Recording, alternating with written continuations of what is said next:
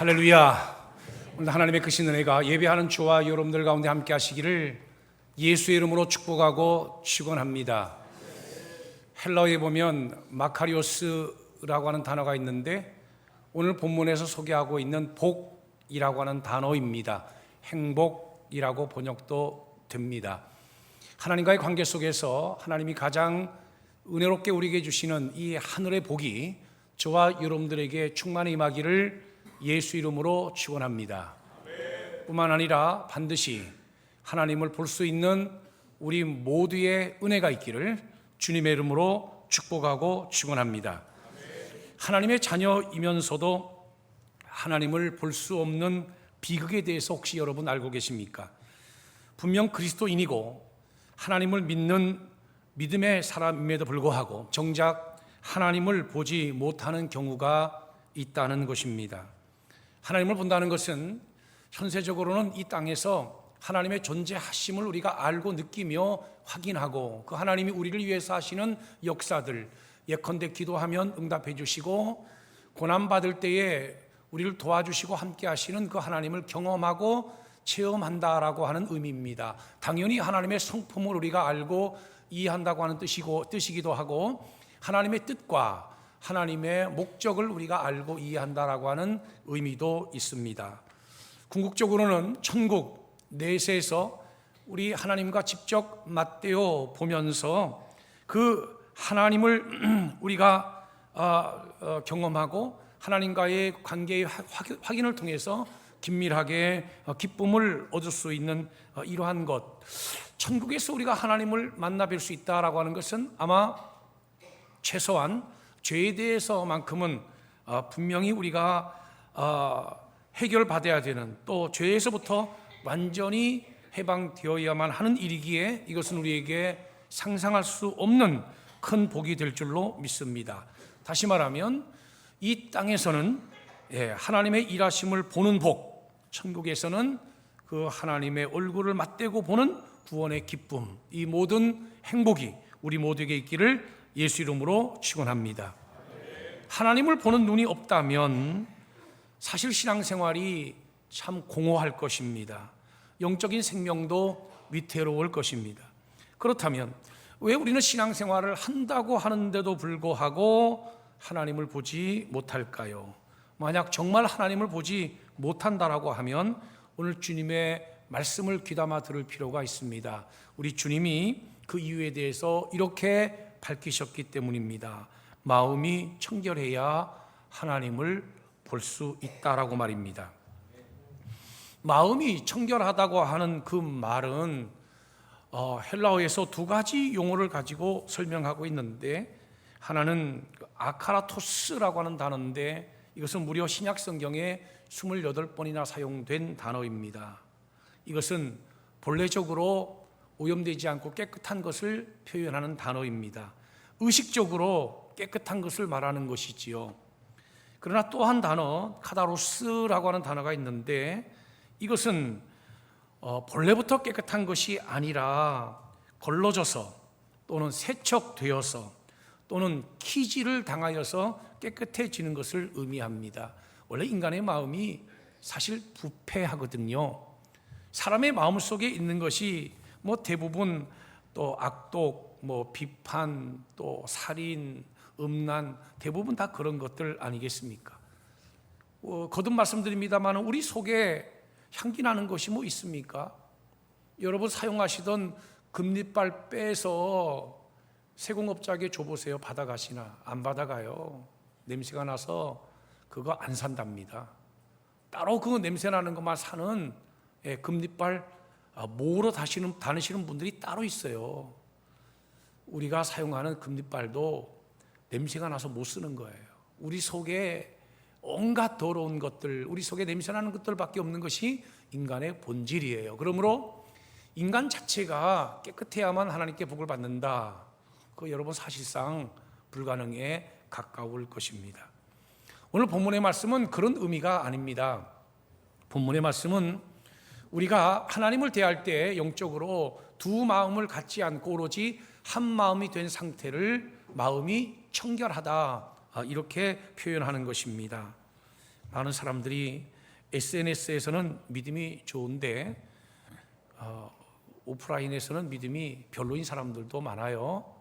SNS 한번 들어가 보세요. 거기에 보면 자기가 자기를 소개하는 안에 보면 뭐 큐티책 사진도 찍어서 올려놓고 찬양 가사도 캡처해 놓고 기도 제목도 올려놓고 어떤 사람은 주일 예배 드리고 후기까지 써서 올리고 아주 요란합니다. 딱 봐도 기독교인입니다. 그런데 정작 만나서 일대일로 대화해 보면 예수 냄새, 기독교 냄새, 복음 냄새, 하나님 말씀에 대한 냄새는 전혀 나지 않는 사람들이 얼마나 많은지 몰라요. 온라인에서는 기독교인인데 오프라인에서는 전혀 기독교인 같지 않은 경우들이지요. 어떤 분들은 교회 오면 천사인데요, 집에 가면 독재자입니다. 아멘 안 하는 여러분들을 저는 사랑합니다. 입으로는 믿습니다. 그런데 실제 선택과 결정을 하는 것을 보면 전혀 신앙과 무관합니다. 겉으로는 순종하는 것 같지만 속으로는 자기가 자기의 왕입니다. 여러분, 하나님을 보려면 믿음의 눈이 맑아야만 합니다. 믿음의 눈이 맑을수록 하나님의 손길, 하나님의 역사가 더 또렷하게 보이기 마련이기 때문에 그렇습니다. 깨끗한 마음에 우리 주님은 은혜를 부어주시지요. 여러분, 예배의 관점, 교회 생활도 사실 마찬가지예요. 일주일에 한 번씩 예배 참석해서 출석을 체크하는 것, 이것이 의미가 없다고 볼 수는 없지만, 그러나 예배의 본질은 하나님을 만나는 거예요. 하나님과의 만남이 이루어지지 않는다면 사실 예배라고 하는 것도 공허한 것이거든요. 예배 순서가 왜 중요하지 않겠습니까? 그러나 사실 마음을 갖고 마음의 중심으로 가사를 생각하고 가사에 집중하면서 찬양하고 기도 내용에 집중하는 것, 이것이 훨씬 더 중요한 것이 아니겠는가. 왜 그래요? 예배라고 하는 것은 하는 것이 아니라 드리는 것이기 때문에 그런 것입니다. 많은 경우에 외적인 기준으로 신앙을 평가하는 것을 많이 봐요.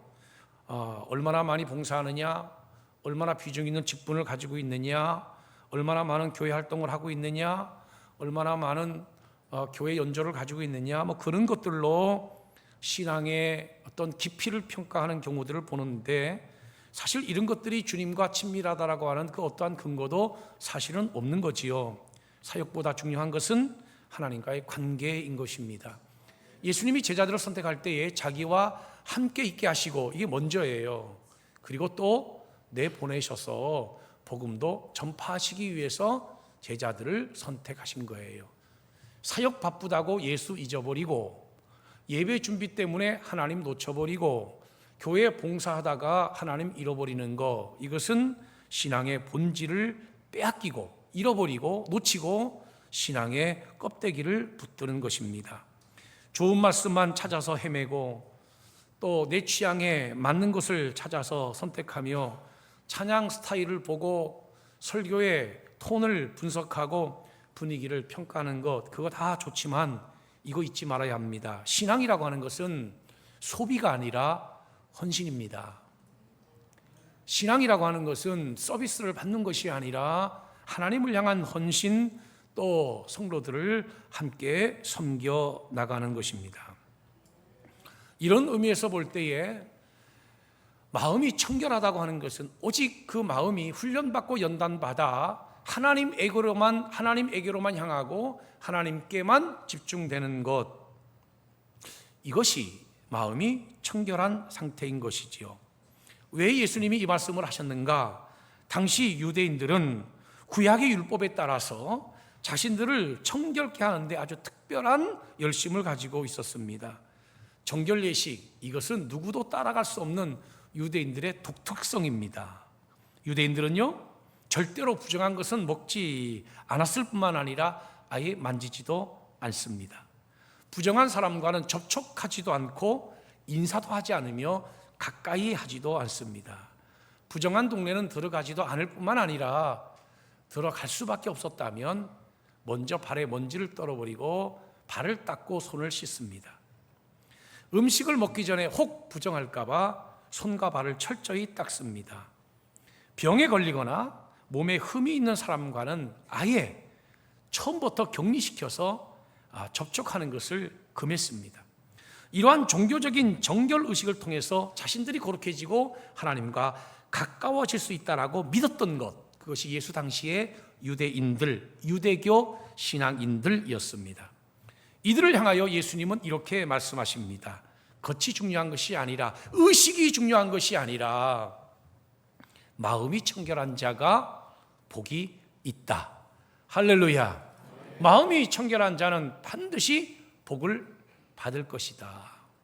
그리고 마음이 청결한 자가 왜 복을 받느냐? 하나님을 볼 것이기 때문이다. We'll, 또 뭐라고 돼 있어요? We'll see God. 반드시 하나님을 목격하고 하나님을 볼 것이다. 반드시 하나님의 역사에 대해서 경험할 것이다. 이것은 가장 강경하고 가장 보장되며 가장 확실한 표현입니다. 내가 알고 있기로는 영어에서 이거보다 더 확실한 강경한 표현은 없습니다. 반드시 복을 받고 반드시 하나님을 보고 경험하게 될 것이다. 할렐루야. 당시 유대인들은 마음속에 거짓과 악독과 증오와 분노가 가득하면서 회당에서는 기도하고 11조하고 금식하고 겉으로 드러나는 행위에만 열심을 다했습니다. 입술로는 하나님을 존경했지만 마음은 하나님에게서 멀었고 계명의 실제적인 것은 버리고 사람의 관습만 따르는 신앙의 껍데기를 가지고 있었습니다. 하나님을 닮아가는 목표 그리고 내용은 아예 사라지고 다른 사람과는 자신이 질적으로 다르다고 하는 것을 증명하기 위해서 신앙생활에 온통 신경을 썼습니다. 그래서 남을 정죄하고 남을 난도질하고 남을 판단했던 것이지요. 자신의 죄성은 보지 않고 의로운 행위로 자신을 포장하는 데만 급급했다는 것입니다. 형식적이고 외적인 청결함에 집착했던 것이지요. 이런 유대인들을 향하여 예수님은 회칠한 무덤이라고 했고 그들을 향해서 마음이 청결한 자가 복이 있다. 왜? 하나님을 볼 것이기 때문이다. 반드시 하나님을 그들은 보게 될 것이다. 할렐루야. 그래서 복이 있다는 것입니다. 당시 서기관들, 바리새인들 어디 그들뿐이겠습니까? 제사장, 대제사장, 사두개인들, 에세네파, 바리새파 할 거 없이 전부 다 신앙을 모두 다 수단화시켰습니다. 그 신앙을 가지고 복을 받고 그 신앙을 갖고 자신들을 의롭게 포장하는 데 사용했다는 거예요. 결코 여기에서는 하나님의 깊이 있는 은혜를 경험할 수가 없었다는 것입니다. 과거나 지금이나 우리가 살아가고 있는 이 세대의 실상은 뭐냐면 마태복음 15장에 보니 마음에서 나오는 것은 악한 생각과 살인과 간음과 음란과 도적질과 거짓 증언과 비방이라고 했습니다. 이런 것들은 사람을 더럽게 하는 것이고 씻지 않는 손으로 음식을 먹는 것, 그것은 사람을 더럽게 하지 못한다. 그러니까 본질적으로 사람을 더럽게 하는 것은 우리의 마음에 있는 것이다. 이 모든 악한 것이 다 속에서 나와서 사람을 더럽게 하느니라. 마가복음 7장의 말씀입니다. 이러한 세대를 향하여 주님이 하신 말씀, 마음이 청결한 자는 복이 있나니 라고 하는 말씀입니다. 몸을 청결케 하고 종교적인 의식을 청결케 하는 데는 목숨을 걸면서 마음의 청결에 대해서는 무관심했던 당시 유대인들을 향하여 마음이 청결한 자는 복이 있다라고 말씀하신 것이지요. 사람 앞에 보이는 데서 보이려고 하는 것에는 청결함에 목숨을 걸면서 정작 하나님 앞에서의 그 외식자들을 향하여 외치시는 말씀, 마음이 청결한 자가 복이 있다라고 하는 말씀입니다. 사랑하는 성도 여러분, 사실 우리의 마음이라고 하는 것은 우리 인생의 전 영역의 중심, 핵심이라고 할 수 있습니다. 누가 그러더라고요. 인격이라고 하는 것은 아무도 보지 않는 곳에서의 우리의 행동이다. 아무도 보고 있지 않을 때 우리가 하는 행동이 인격이다. 청결이라고 하는 것이 뭐겠어요? 하나님 앞에서의 우리의 모습 아니겠습니까? 아무도 보는 사람이 없지만 코람데오 하나님 앞에서의 우리의 모습, 이것이 바로 마음의 청결 아니겠습니까? 여러분, 신앙이라고 하는 것이요, 이게 태어나면서부터 본질적으로 하나님 같을 수는 없어요. 우리가 태어나면서부터 좀 우리 마음이 오직 하나님께로 향하고 오직 하나님 한 분만으로 만족하고 우리가 이중 삼중의 목표나 관점으로 주님을 대하는 것이 아니라 하나님을 그냥 하나님으로 대할 수 있는 이러한 순수한 마음을 가지고 태어났으면 얼마나 좋겠어요. 그러나 예레미야서의 말씀처럼 만물보다 거짓되고 심히 부패한 것이 사람의 마음이라고, 사실 환경이 문제가 아니라 마음이 문제인 거죠. 여러분, 에덴 동산은 이 세상에 존재하는 가장 완벽한 환경입니다. 맞죠? 그죠? 그래서 낙원이라고 합니다. 그 에덴 동산에서 아담과 하와가 범죄했습니다. 이스라엘 역사를 보면 가나안 땅이 그들이 신앙생활하기 가장 좋은 환경이었습니다. 인정하시죠? 그런데 여러분, 가나안 땅에서 우상 숭배가 가장 많았다고 하는 거 알고 계십니까? 그러므로 환경이 아무리 완벽하다 할지라도 우리의 마음이 청결하지 아니하면 결국 우리의 신앙은 실패할 수밖에 없는 거예요. 보다 더 완벽하고 보다 더 완전한 신앙 환경을 내가 찾아낸다 할지라도 신앙이라고 하는 것은 환경에 대한 문제가 아니라 우리의 마음의 중심에 대한 문제라는 거죠. 믿어지면 아멘. 믿어지면 아멘. 그래서 마음이 청결해야 우리 하나님 앞에 은혜를 받게 되는 것이죠. 하나님은 우리의 마음이 이렇게 청결해지도록 하기 위해서 때로 고난도 주시고 연단도 주시고 때로 질병도 주시고 실패도 주시고 삶의 어려움도 경험하게 하셔서 오직 하나님만 바라보고 하나님만 기대하시도록 우리를 이끌어 가시는데, 그것이 바로 헬라어에서 말하고 있는 카다로스의 의미인 것이지요. 천부적으로 깨끗한 것이 아니라 하나님이 우리의 심령을 깨끗게 하시는 것 말입니다. 여러분, 야곱이 장자 축복권을 얻기 위해서 얼마나 여러 지혜와 방법들을 사용했습니까? 물론 성경에서 그것을 좋게 평가해 준다 할지라도 아마 야곱의 머리는 복잡했을 겁니다. 그러나 죽음 앞에 야곱은 야복강가에서 오직 하나님만 바라보잖아요. 그래서 하나님을 본 것입니다. 야곱의 그런 일련의 과정을 통해서 하나님이 평가하신 평가가 뭡니까? 내가 하나님과 대면하여 보았으나 내 생명이 보존되었다 함이더라. 그래서 그곳 이름을 브니엘이라고 이름을 짓지 않습니까? 하나님만 바라보는, 하나님만으로 충분한 이러한 심령 상태. 욥이라고 하는 사람이 처음에는 고난 속에서 계속해서 자기의 의로움을 주장했습니다. 그러다가 결국 그는 하나님 앞에 무릎을 꿇습니다. 그리고 이렇게 고백하지요. 내가 주께 대하여 귀로 듣기만 하였사오나 이제는, 고난 이후에는 이제는 눈으로 주를 배움나이다. 이렇게 고백을 합니다. 주님이 이런 상태가 되도록 하기 위해서 우리를 연단하시는지도 모르겠습니다. 그러므로 너무 낙심하지 마세요. 그리고 너무 실망하지도 마세요. 하나님이 저와 여러분들을 다 알고 계시고 저와 여러분들의 중심을 오늘도 보고 계십니다. 사울왕이 하도 여론에 신경 쓰고 사람들 대하는 관계만 신경 쓰니까 사무엘 선지자를 통해서 하신 평가가 있어요. 내가 사무엘을 버렸다. 왜냐? 미안합니다. 내가 사울왕을 버렸다. 왜냐?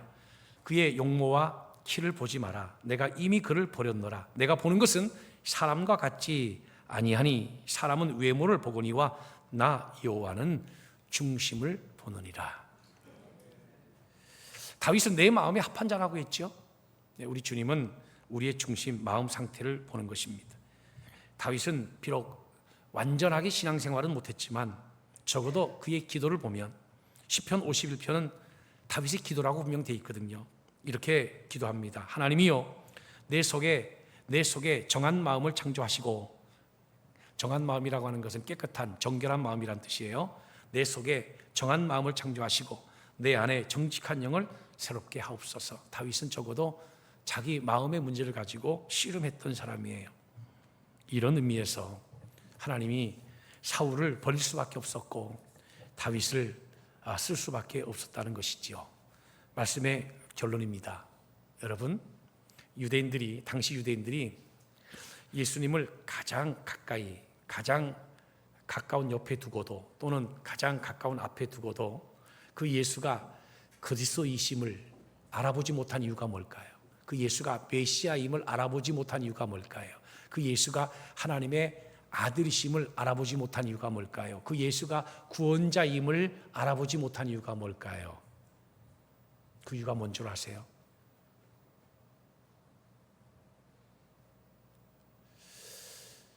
당시 그들은 종교라고 하는 의식, 이 정결 예식에 집중한 나머지 신앙의 본질을 놓치고 잊어버렸기 때문이에요.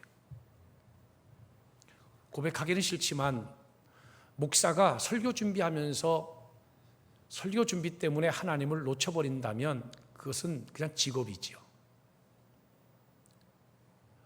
교인이 교회 봉사하느라고 너무 바빠서 예수님을 놓쳐버린다면 그것은 그냥 클럽 회원일 뿐입니다. 그렇죠? 하나님께 예배하고 찬양하면서 그 곡조의 흥이나 어깨는 들썩거리는데 곡조에 흥겨워서 가사를 놓쳐버린다면 그것은 예배가 아니라 이벤트죠. 예수 놓치고 하나님을 잃어버린 성령의 은혜를 상실한 그 신앙은 얼마나 여러분 공허하겠습니까? 저는 우리 모두가 다른 이런 모든 가치보다도 하나님을 놓치지 않고 잃어버리지 않게 되기를 예수 이름으로 축원합니다. 오늘 왜 교회에 오셨습니까? 오늘 왜 예배를 드리고 계십니까? 오늘 여러분들은 교회에서 무엇을 하시고 계실 겁니까? 우리의 신앙생활의 원인은 하나님이어야 합니다. 빌립이라고 하는 사람이 예수님에게 이렇게 요청했어요. 아버지를 우리에게 보여주소서. 예수님 입장에서 볼 때 답답하지요. 나를 본 자가 아버지를 보았거늘 어찌하여 나에게 아버지를 보이라 하느냐. 예수님이 그랬지 않습니까? 내가 곧 길이요 진리요 생명이니 나로 말미암지 않고는 아버지께로 올 자가 없다라고. 아무리 예수님이 하나님이 인간의 몸을 입으시고 가까이 내 앞에 와 계셔도 마음의 눈이 어두우면 볼 수가 없는 것이죠. 사랑하는 성도 여러분, 진짜 왜 우리에게 믿음이 안 들어갈까요? 그렇게 우리가 예배드리고 말씀 붙들고 살고 찬양하며 살아가는데 도대체 왜 그렇게 믿음이 안 들어갈까요? 그것은 하나님께 집중되어 있지 않기 때문은 아닐까요? 정말 교회 생활하면서 무엇 때문에 그렇게 분노하고 무엇 때문에 그렇게 화가 나시는 겁니까? 뭐 때문에 그런 것입니까? 하나님과의 관계 문제입니까? 아니면 사람과의 관계 문제 때문입니까? 신앙의 본질은 하나님을 붙들고 하나님을 믿는 거예요. 이거 놓치면 이미 신앙은 아니에요. 종교일지는 모르겠지만 이미 신앙은 아니라는 것이죠. 하나님과 가까이 할 수 있는 저와 여러분들이 되시길 바라고, 우리 인생의 최고의 가치인 하나님을 붙들고 하나님의 역사하심을 경험하고 바라보며 살아가는 우리 모두가 되기를 예수 이름으로 축원합니다. 고마우신 하나님 감사합니다. 오늘도 하나님의 귀하신 말씀 통해서 은혜 받고 도전 받고 깨닫게 하시오니 감사합니다. 하나님을 가리우는 모든 것들에게서 우리가 벗어나게 하시고 오직 하나님만 바라보고 집중되는 마음의 청결을 통하여 하나님의 역사를 바라보는 하늘의 복을 받게 하여 주옵소서. 예수님의 이름으로 감사하며 기도하옵나이다. 아멘.